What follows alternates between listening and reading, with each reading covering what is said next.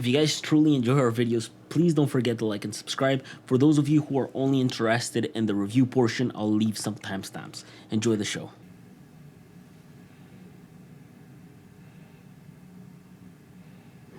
Interesting. I love the S24 Ultra, but you guys really want me to switch to the Pixel. And for the longest time, I've been literally contemplating into switching to the Pixel. And it really seems like you guys want me to make this switch. Anyways, I gotta catch a flight at 6:15 because I'm going to California for the Google event. And you guys are coming.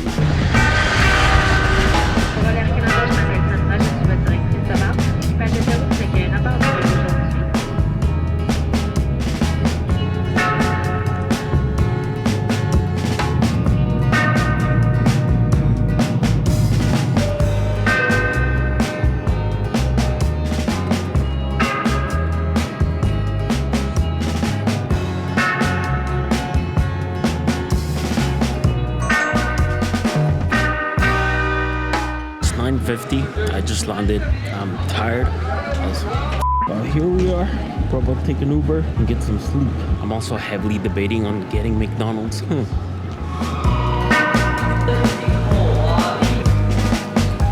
7 minutes. Cab is here. Cab's here. Yes.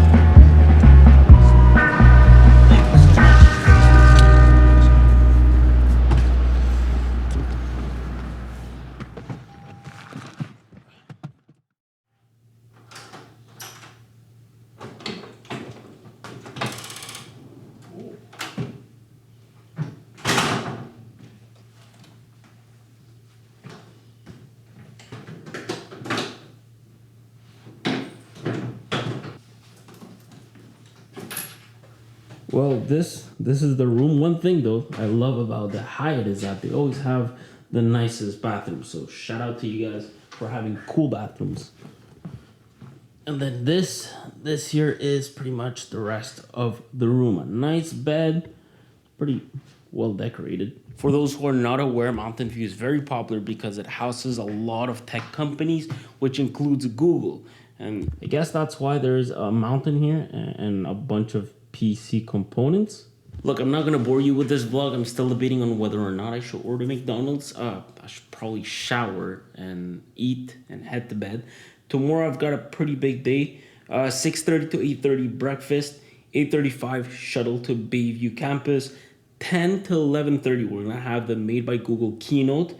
11:30 to 1:40 a bunch of demos. I hope I get to play with the Pixel as much as possible. Then we have an international press round table at 1:45, and at 2:30 to 4 another demo. That's gonna be fun. And then at 4 it's pretty much done.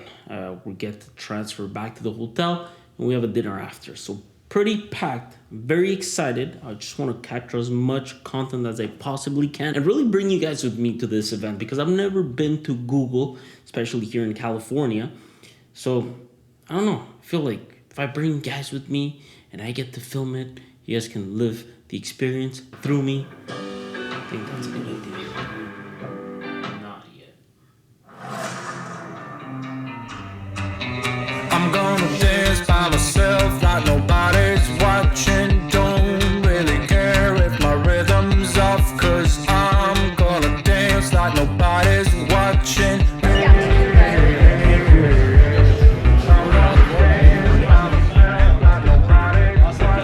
No worries, that's fine. Thank you so much, sir. Appreciate it. Actually, that's Jimmy Butler, bro. No way. That's crazy, Jimmy Butler. So now it's basically the keynote, right? Yeah, now it's the keynote. Keynote for an hour, I think it was. Yeah, 1 hour, and then hopefully devices afterwards. So. Yeah, we're still not sure which devices we're getting, but I'm hoping 9XL Pro, 9 Pro. We'll see. I'll keep you guys posted.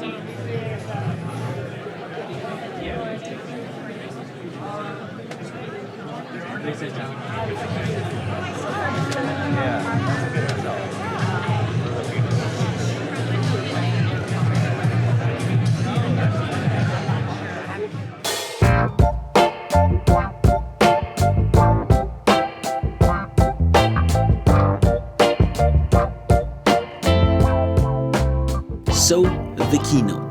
By the time this goes live, we've all seen it. I just wanted to share this experience with you guys just to show you what it's like being here. I wanted to start by saying that the auditorium is pretty damn big.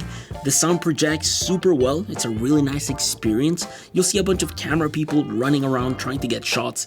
That included me, I guess. And you got to see a lot of the features being very much demonstrated live. Exactly what you guys saw on TV. And that included a few of their hiccups. Take a photo and ask, check my calendar and see if I'm free when she's coming to San Francisco this year. Oh, looks like we had a little demo issue. Let me try one more time. Nope, uh-oh. Oh my fucking god. Well, maybe that was a little too hard. Eventually, they figured it out. I got to see feature after feature after feature. In fact, Jimmy Butler was used within the Add Me feature as a demonstration. And of course, I got to witness the products being announced live on stage. It was really cool.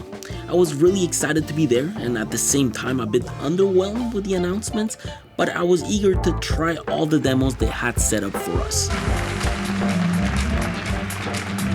Alright, time for some demos.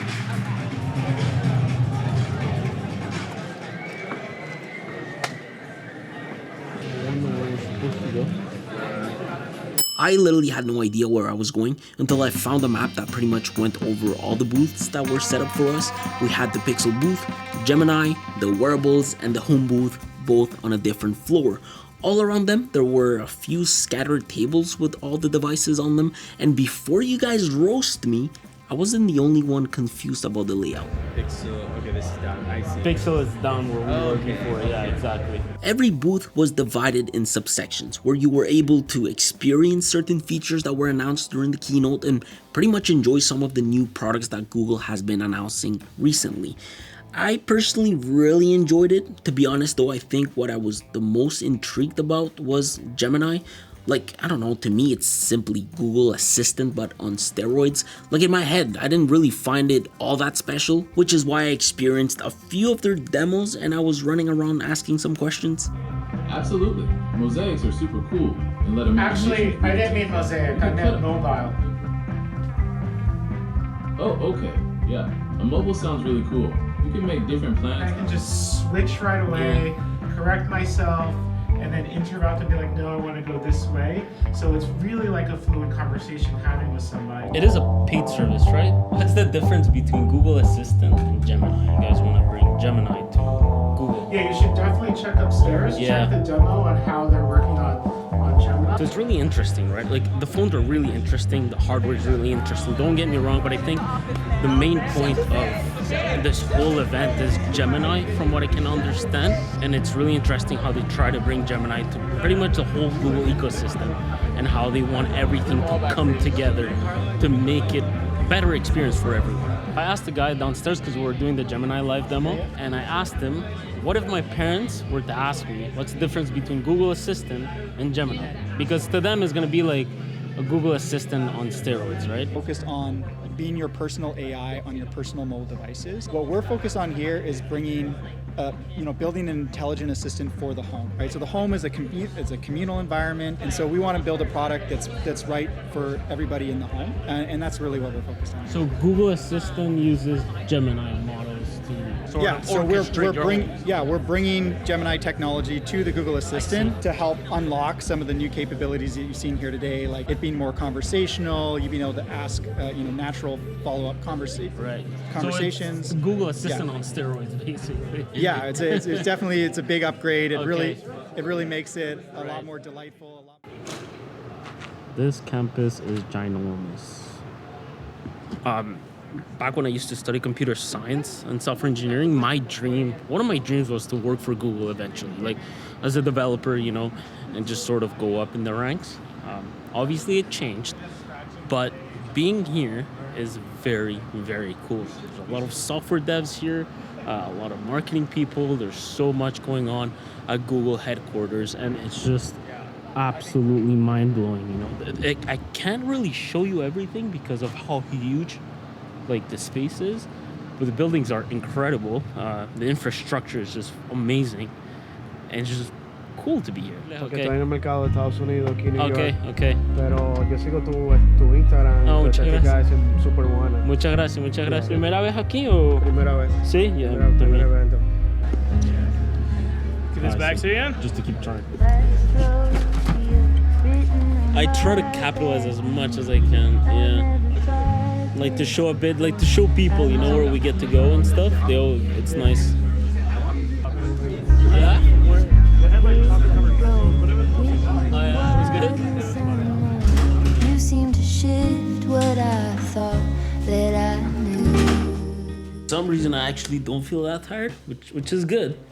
So good news. I'm supposed to get my Pro XL by the end of this week, so we're gonna be able to take a look at it together, and I think I'm switching. I'm actually convinced I'm gonna switch into it, give it a try. If the iPhone is not like that crazy for this year, I might just, you know, I'll do the review video at the end of life and everything, but I think I might just stick with the Pixel up until the S25 Ultra comes out. I literally just took a shower, and so I decided, you know what, why not just unbox this with you guys? We're so lucky to be getting devices like this, so I just wanted to share this with you. So this here is Google Pixel 9 in Obsidian. Very nice phone. Slides right off. Let's open it up. Ooh. You can definitely see the camera bump right there. Very nicely designed. It feels really good at hand. Let's just take this off. And we've got charging cable, just your regular charging cable, you know, nothing too special. Proper materials, it's nice, very googly like feel. And the last thing is, I guess, manuals, guides, and all that stuff. That's it, with a SIM card ejector tool right here. I think I might want to set this phone up and just use it for the rest of my trip. Both of us changing our pattern with every spin. Kaleidoscope, glass bits and pieces from planets that I've never been.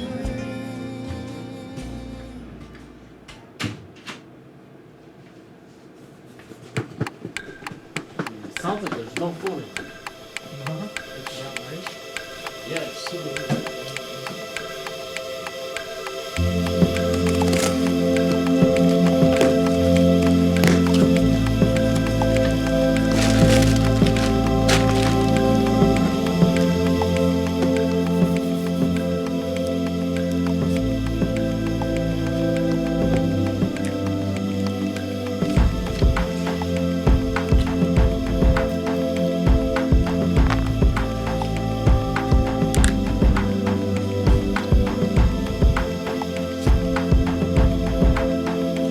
New phone. While I was unboxing this, I was like, this very much reminds me of an iPhone. Like if the Google logo wouldn't be here, it screams iPhone to me. I don't know, like am I tripping? Like this looks like an iPhone. No? Yeah? Let me know down below. Anyways, look, here's what I'm gonna do. I'm gonna spend the next week with it before I even talk to you guys about it. See how it performs, watch out for battery life, take pictures with it. Just spend the weekend with it and see how it goes from there, and then I'll give you guys a proper review and my first thoughts. But I guess for now, I just gotta sit down and set this whole thing up.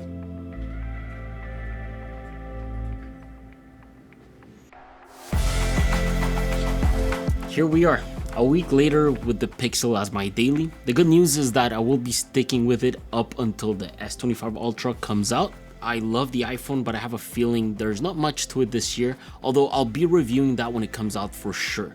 As for the bad news, I mean, the phone is not perfect, but it's a lot more interesting than last year's. You see, as my days have been going by, I've been keeping track of the good things and the bad things it does. I literally have a whole list within my Keeps app. The one thing I do want to start with is by stating that in hand, it feels just like the 15 Pro. And that was my very first impression when I first picked this up at the event. Now, these past few days I've been rocking it without a case, and that's mainly due to the fact that the phone is not out, so I can't just go to a store and buy a case. However, with a few small disasters I've had, the chassis seems to be solid. I often wear fabric shorts with small pockets, my phones tend to slip out, and this has done so into my wooden floors, the crevices in my car, and not a scratch up to now.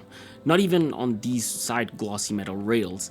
Luckily, these don't pick up fingerprints as much as I was scared they would. You can see them, but it's very subtle. They do, however, pick up quite a lot of dust and just particles in general. I'm not quite sure if it's because of the glossiness that the particles and just dust tends to show more on this material, but I know for a fact the display picks up more dust because I did a test between all 3 phones. I did this because I realized my screen kept getting quite dusty throughout my days. As a whole though, in my hand it's heavy, it feels sturdy, it's not the smallest nor the biggest out of the 3 phones. In my opinion, it fits so well in hand and within a pocket. But if you are the type of person to have dry hands, it is quite a bit slippery. Not as bad as the Pixel 9 though, that I will say. With a blend of the soft touch matte glass back and the glossy rails, it sort of keeps you in check. I'd say overall, like, most people can definitely rock this without a case. And I do find it awesome that it doesn't wobble on a table, mainly because the camera bump extends throughout the whole phone. The cameras are honestly really good. They are really good. It might be too early to judge, but the photos this outputs straight out of the box are incredible. The first thing I did though when I got my unit was tweaking the pro settings. I quickly switched the resolution to 50 megapixels and I wanted to be able to obtain RAW and JPEG pictures. And the reason I'm mentioning this, okay, is because this goes hand in hand with the fact that the pictures are really good. When I edit these on Lightroom, I've noticed that it takes quite a lot to introduce noise into a picture. I have so much margin for error and I can push the envelope when it comes to taking a picture within a crappy environment. Don't get me wrong though, the iPhone and the S24 Ultra do it as well, but their noise tolerance from what I can see is lower than the Pixels, especially at different focal lengths. The photos on the Pixel, even without any editing, are more colorful, softer but sharper where it needs to be. Skin tones are just right and the contrast makes sense. It doesn't look over processed, although my major gripe with the Pixel is how much time it takes to take a photo. Like, the shutter speed is actually ridiculously slow, and this mainly happens when shooting RAW and JPEG at 50 megapixels. JPEG at 12 megapixels is fast, but I think the iPhone beats it.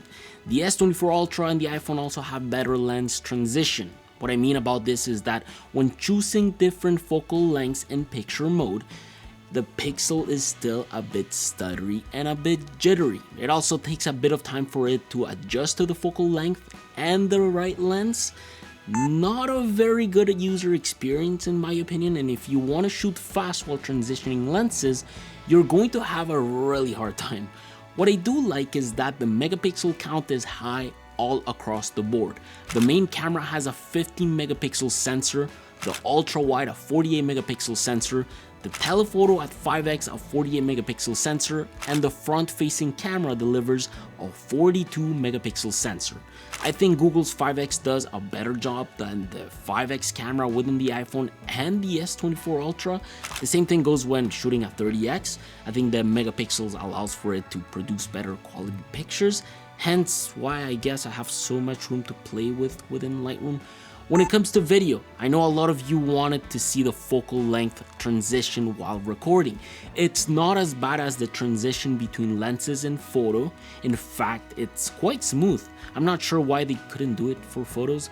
Within your everyday life, if you record 4K at 30 frames per second without video boost, the only difference you'll be able to point out between the iPhone and the S24 Ultra are mainly the colors. The S24 Ultra is a bit more dull and not overly sharpened. The iPhone has a bit more color and sharpens objects a bit more, and the Pixel 9 Pro XL is really colorful, but I think it's the one that's the least sharp.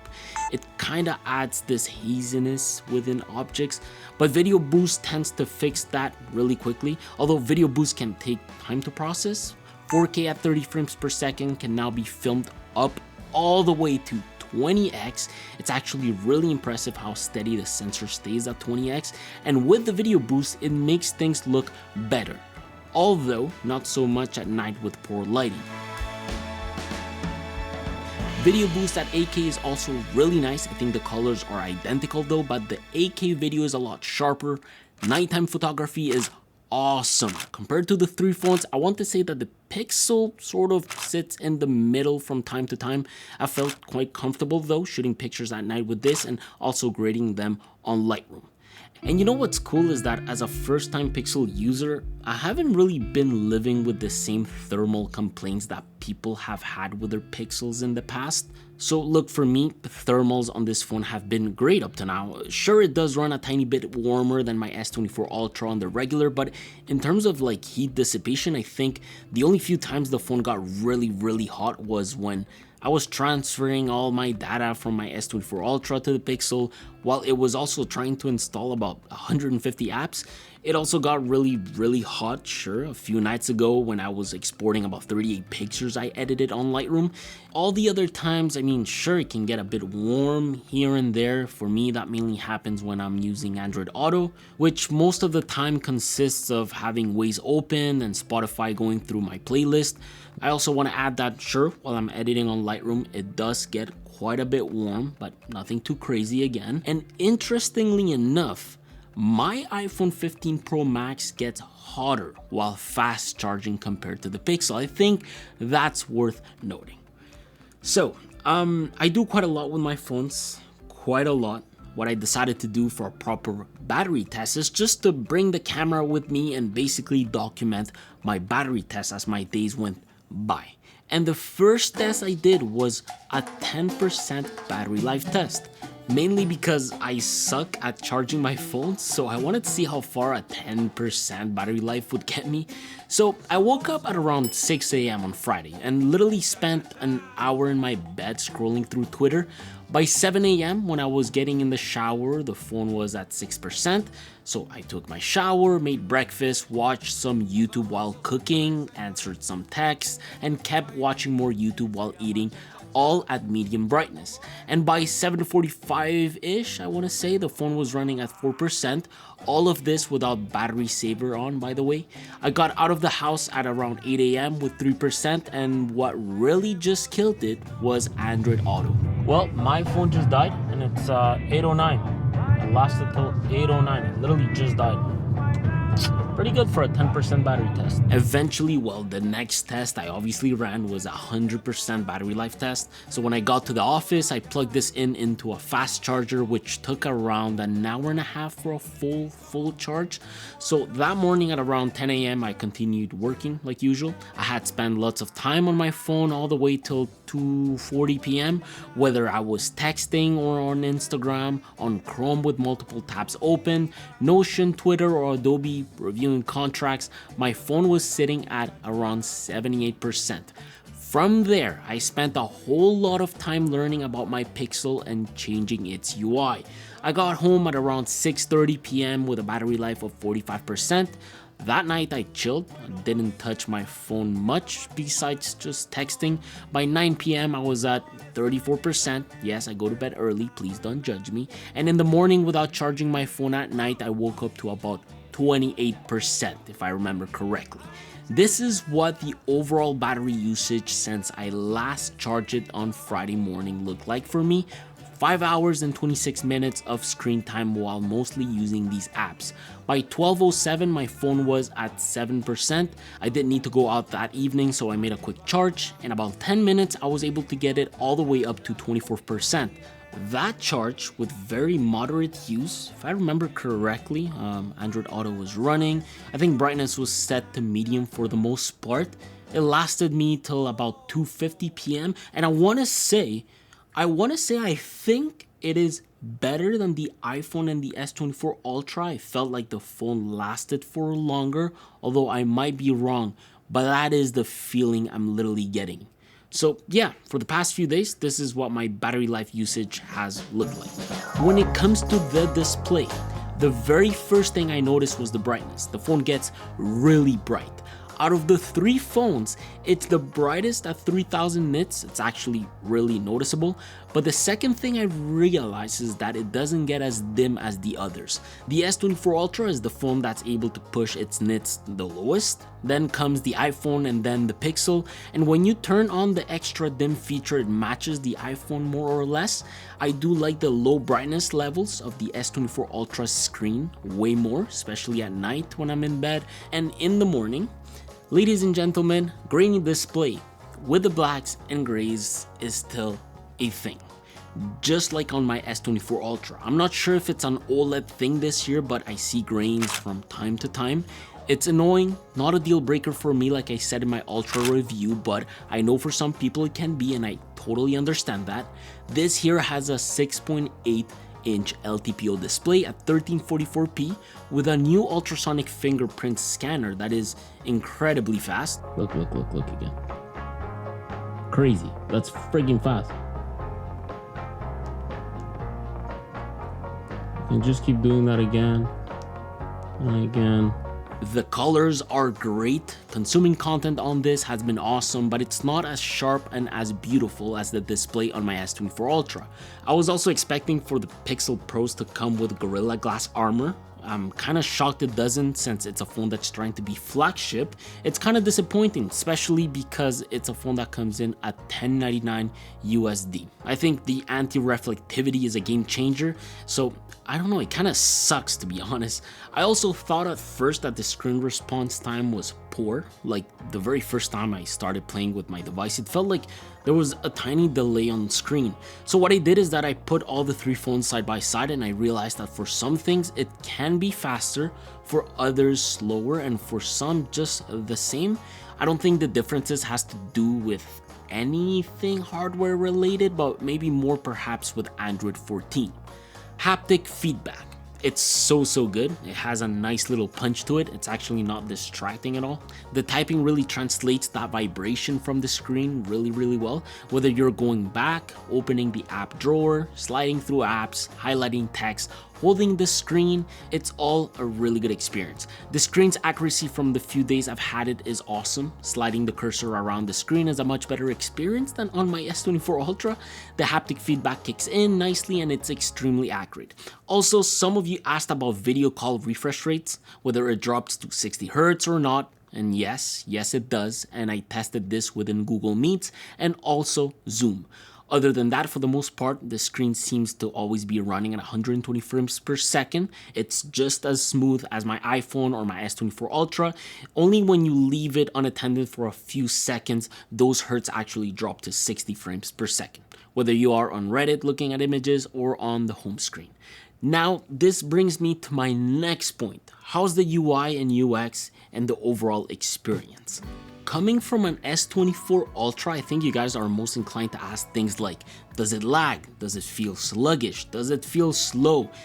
And I'm happy to say that it actually feels kind of the same as my S24 Ultra, which is really nice. Now, I don't know what other people's experiences will be like or are currently like, but in our end, or on my end at least, it's been very good.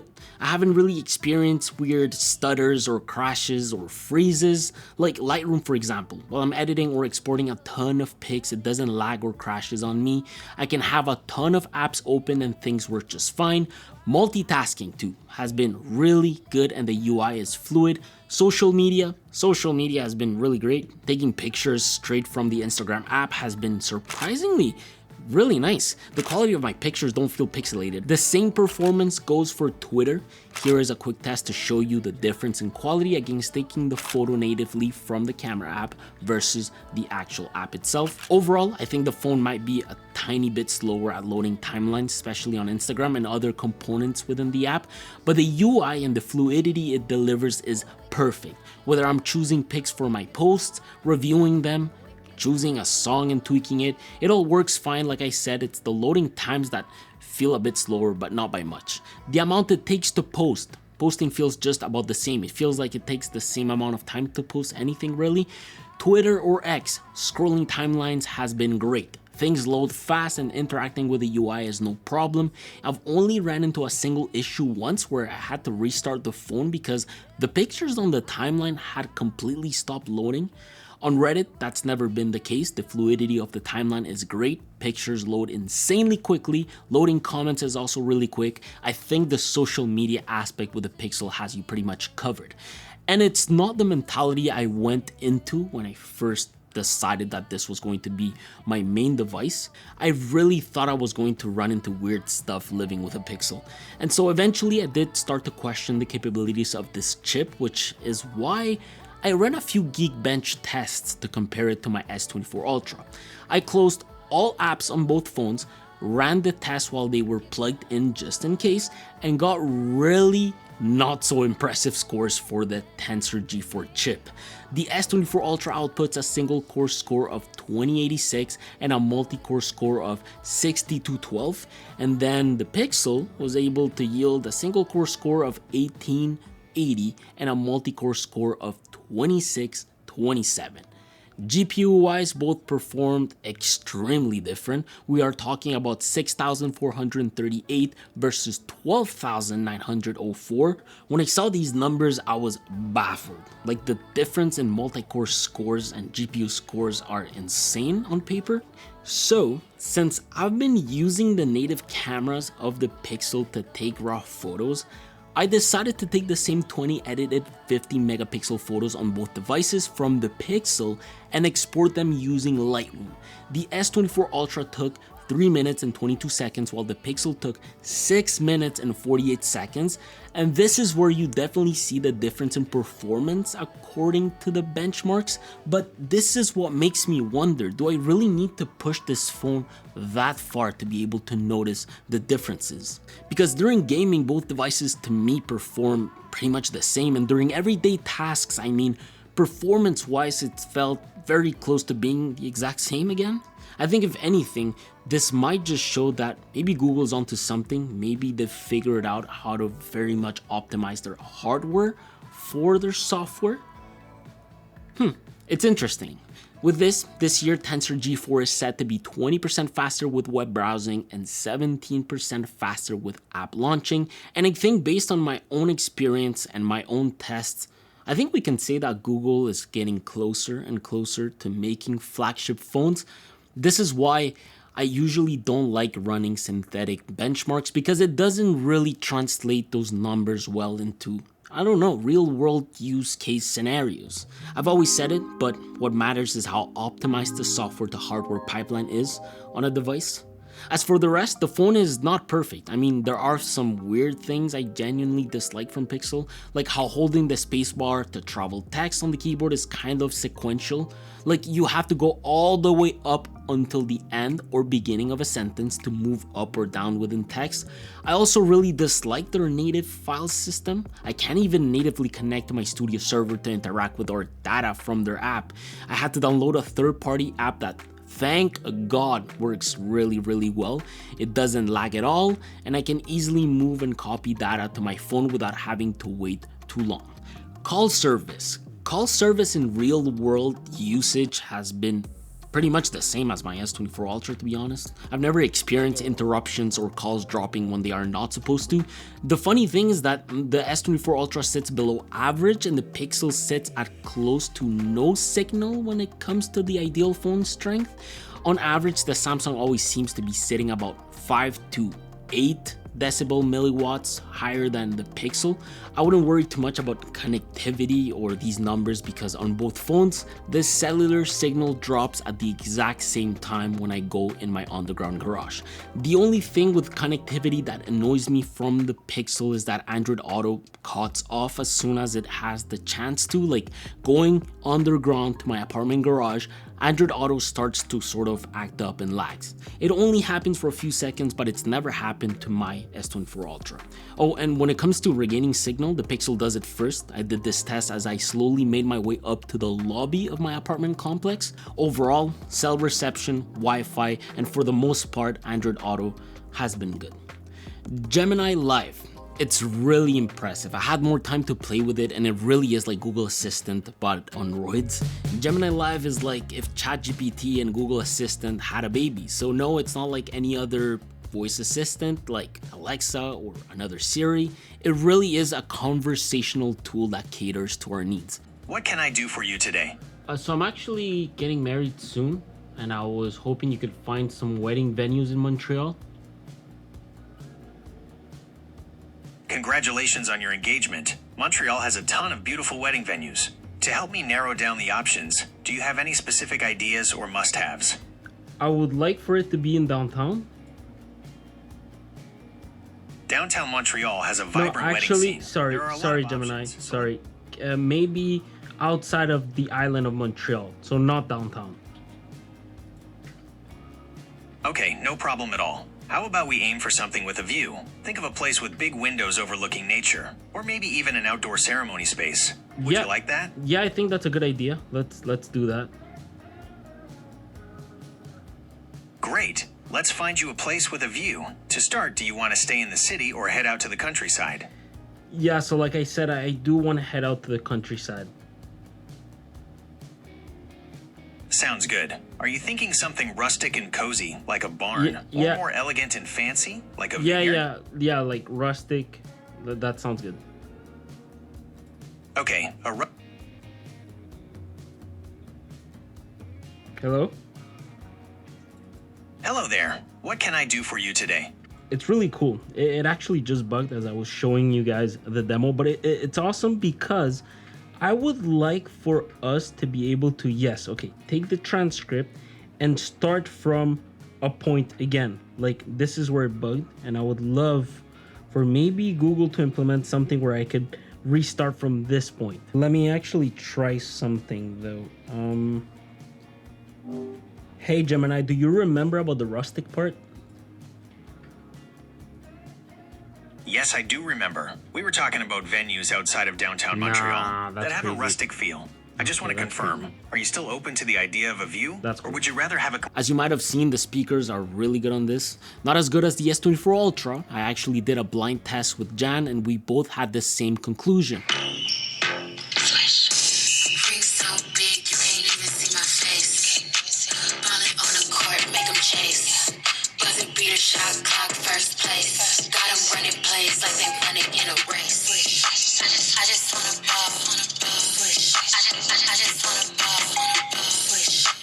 It's a solid speaker system, seems like it's louder than the S24 Ultra, but we feel like it does it in order to compensate for the lack of quality.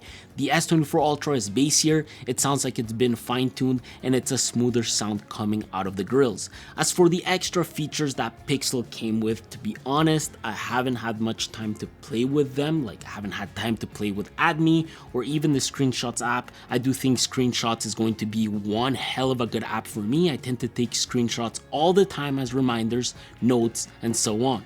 That I'm going to love about Pixel. Other small things that I truly love are things such as using Quick Tap that I've set up for taking a screenshot, or being able to swipe up to the app drawer and long press on any visible text to copy and paste. You can also do the same with images, and I enjoy things like shaking the camera to go back and forth between selfie and regular mode. I do like the S24 Ultra one-handed more far better though. The Pixel seems like it's a very limited UI experience, and the overall search within the S24 Ultra is better. It's just more advanced and complete when it comes to giving you different results. This has been my Pixel 9 Pro XL experience this past week. No BS, it was literally me just bringing my camera everywhere I could. I tried to talk about this device as much as I could based on my own experience. That's why my battery test mainly focused on real world usage. Look, I'm curious to see other people's thoughts, experiences. I'm actually excited to see all the other reviews that are gonna come out today. I honestly love seeing Google taking a leap in performance optimization. This to me seems like a really good candidate in the flagship world. Overall, I think it's a really good phone. I'm gonna be sticking to it all the way up until the S25 Ultra comes out. So I'm happy to very much announce that. I love it. I really, really like it. I think that's just gonna give me the opportunity to offer you guys some proper feedback in the next few months and how my experience with Pixel has been. So yeah, this has been my Pixel review. I hope I answered a lot of your questions. Like and subscribe if it was helpful. I hope to see you all soon. Take care.